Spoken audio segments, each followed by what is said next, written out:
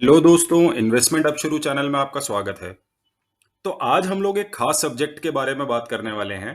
आज हम दो स्ट्रैटेजीज को कंपेयर करने वाले हैं इन्वेस्टर्स के लिए। एक स्ट्रैटेजी है जो बहुत ज़्यादा फेमस है, उसके बारे में आपने न्यूज़ में या टीवी चैनल्स पे या न्यूज़पेपर में या दोस्तों से बहुत लोगों से सुना होगा। उसका नाम है प्रॉफिट बुकिंग स्ट्रैटेजी। और आपने ये सुना होगा कि ज़्यादातर लोग बोलते हैं भाई प्रॉफिट बुकिंग करते रहनी चाहिए टाइम टू टाइम, नहीं तो कोई फायदा नहीं होता स्टॉक मार्केट में।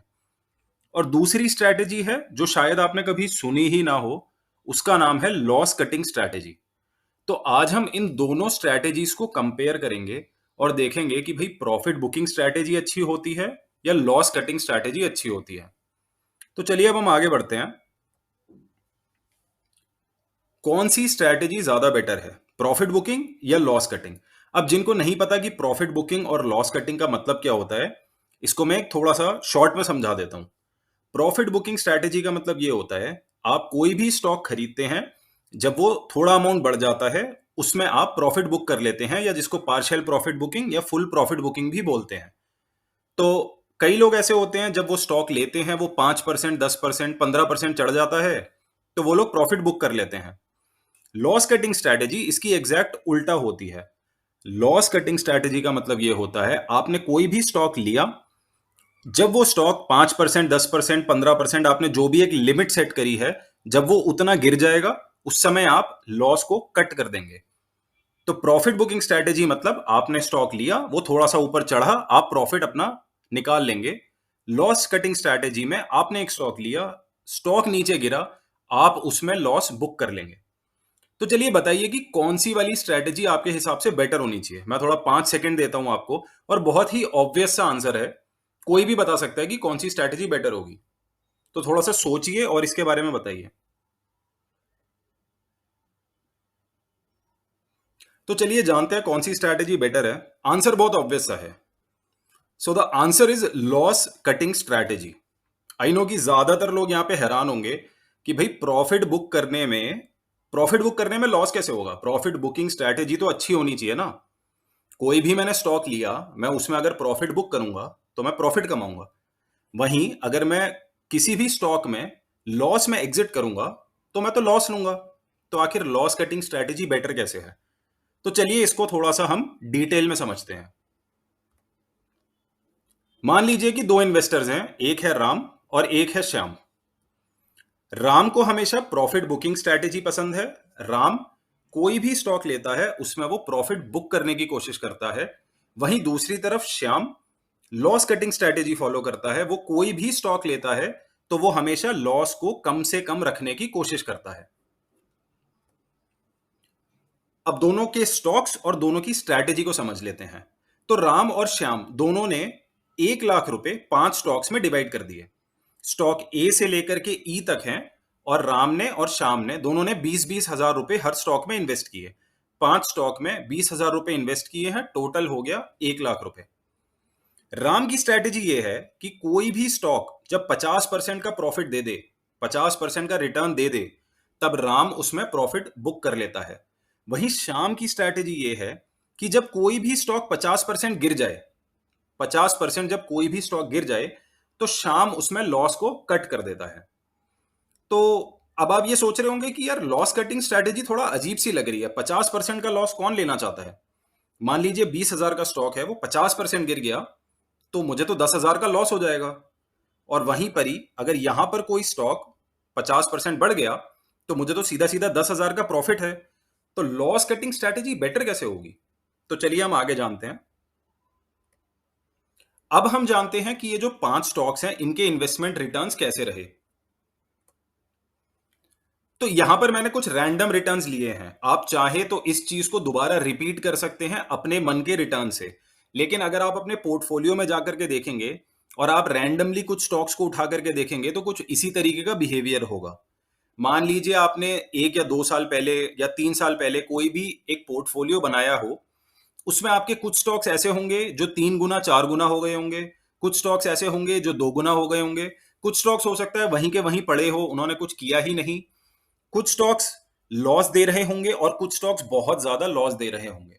तो मैंने उसी तरीके का सिनारियो मान लिया है कि मान लीजिए स्टॉक ए 3 गुना हो गया है, स्टॉक बी 2 गुना हो गया है, स्टॉक सी में ना किसी तरीके का प्रॉफिट ना किसी तरीके का लॉस है, स्टॉक डी 40% टूट गया है और स्टॉक ई 90% टूट गया है। तो चलिए अब हम देखते हैं कि प्रॉफिट बुकिंग स्ट्रैटेजी और लॉस कटिंग स्ट्रैटेजी से फाइनल आउटकम क्या आ रहा है। तो ये हमारे राम और श्याम फिर से वापस आ गए हैं। अब हम जानते हैं कि क्या रिजल्ट आया है।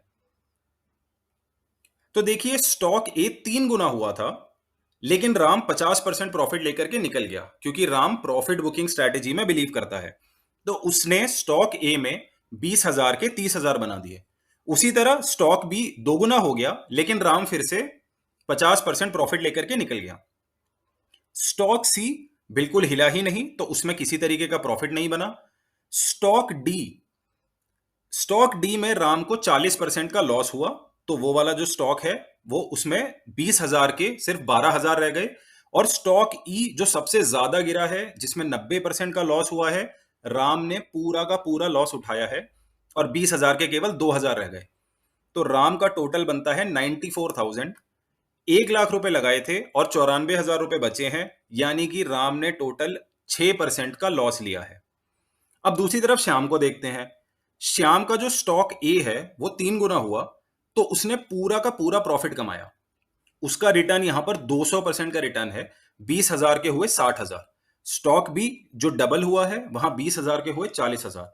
स्टॉक सी तो अपनी जगह से हिला ही नहीं।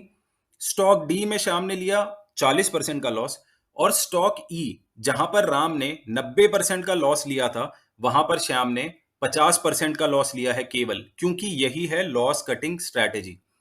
तो श्याम का टोटल होता है 1,42,000 रुपए, 1,42,000 रुपीज।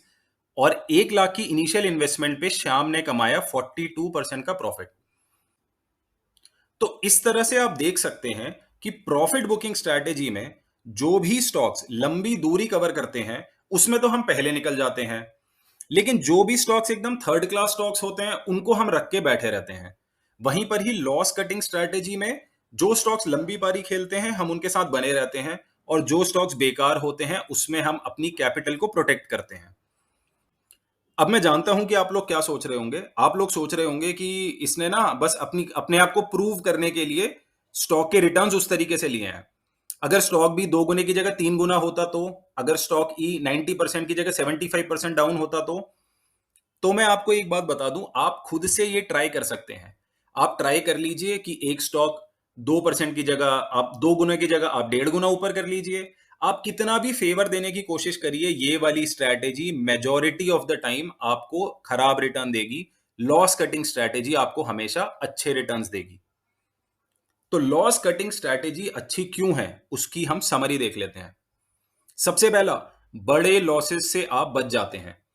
देखिए, आप कितनी भी अच्छी रिसर्च कर लें, आप कितना भी अच्छा फंडामेंटल एनालिसिस या टेक्निकल एनालिसिस कर लें, आपको यह पता नहीं होता है कि कोई स्टॉक बहुत ज्यादा बुरी तरह से गिरेगा। ऐसा हो सकता है आपके साथ। तो उस केस में आपको क्या करना होता है? उस केस में आपको बड़े लॉसेस से बचना होता है। बहुत सारे एग्जांपल्स हैं हमारे। निफ्टी के ही कुछ स्टॉक्स थे जो निफ्टी में थे, जो अब निफ्टी में नहीं रहे, क्योंकि वो स्टॉक्स इतनी बुरी तरीके से पिट चुके हैं। कई स्टॉक्स हैं जो एक टाइम पे सुपरस्टार हुआ करते थे, आज उनका नामो निशान नहीं है। अगर आप लॉस कटिंग स्ट्रैटेजी फॉलो करते हैं, तो आप बड़े लॉसेस से हमेशा बचेंगे। दूसरी चीज, ये बात हर कोई बोलता है कि allow your winners to run. तो भाई, विनर्स को भागने दीजिए, लेकिन प्रॉफिट बुकिंग में आप वही चीज नहीं होने दे रहे हैं। आपको याद रखना पड़ेगा, जो भी स्टॉक मल्टी बैगर बनेगा, जो भी स्टॉक अभी करंट प्राइस से 10 गुना होगा, 10 गुना होने के लिए उस स्टॉक को पहले 2 गुना होना पड़ेगा। और 2 गुना होने के लिए आपको उस स्टॉक के 2 गुना होने तक वेट करना पड़ेगा। अगर आप 50% प्रॉफिट पर ही एग्जिट कर लेंगे, तो आप 10 टाइम्स तो छोड़िए, आप 2 टाइम्स प्रॉफिट भी नहीं कमा पाएंगे। और आप मल्टी बेगर्स जो आपको सड़क पर ले आए, इस टाइप के स्टॉक से बचकर रहेंगे। तो इसीलिए लॉस कटिंग स्ट्रैटेजी हमेशा बेटर होती है। अब एक छोटा सा ट्रिविया करते हैं। क्या आपको यह पता है कि लॉस कटिंग स्ट्रैटेजी इंडिया का जो सबसे फेमस इंडेक्स है वो भी फॉलो करता है? तो इंडिया का सबसे फेमस इंडेक्स जो कि है निफ्टी 50, क्या आपको पता है निफ्टी 50 भी loss cutting strategy method follow करता है? इसीलिए जब आप देखते हैं कि निफ्टी 50 हमेशा ऊपर जाता रहता है, अब आप सोच रहे होंगे यार निफ्टी 50 लॉस कटिंग स्ट्रैटेजी कैसे करता है? हर क्वार्टर में जब भी आप निफ्टी 50 की रीबैलेंसिंग देखते हैं, उसमें आप देखते होंगे कि जो भी सबसे खराब परफॉर्मिंग स्टॉक्स होते हैं, उसको निफ्टी बाहर निकाल देता है और जो भी सबसे अच्छे परफॉर्मिंग स्टॉक्स होते हैं, उनको निफ्टी अंदर ले आता है। यानी कि विनर्स को चलने देता है और लूजर्स को हटाता रहता है। निफ्टी 50 खुद लॉस कटिंग स्ट्रेटेजी फॉलो करता है, इसीलिए अगर आप निफ्टी 50 को देखेंगे, पिछले 20 साल 25 साल का रिकॉर्ड देखेंगे, निफ्टी हमेशा ऊपर जाता रहता है। इसीलिए हमें भी लॉस कटिंग स्ट्रैटेजी को ही फॉलो करना चाहिए। प्रॉफिट बुकिंग स्ट्रैटेजी में आप अपने ही प्रॉफिट्स को कम कर रहे हैं। तो चलिए आज की वीडियो में सिर्फ इतना ही। मैं आशा करता हूं कि इस वीडियो से आपको कुछ नया सीखने को मिला हो और आपकी आंखें खुल गई हो और आपको अब ऐसा लग रहा हो कि हाँ, मैं प्रॉफिट बुकिंग या बहुत ज्यादा फ्रीक्वेंट प्रॉफिट बुकिंग करके कुछ कुछ गलतियां कर रहा हूं। तो चलिए, अगर आपको इस वीडियो में कुछ चीज अच्छी लगी हो तो प्लीज अपने दोस्तों के साथ शेयर कीजिए, लाइक और सब्सक्राइब कीजिए। Thank you everyone, thanks for watching.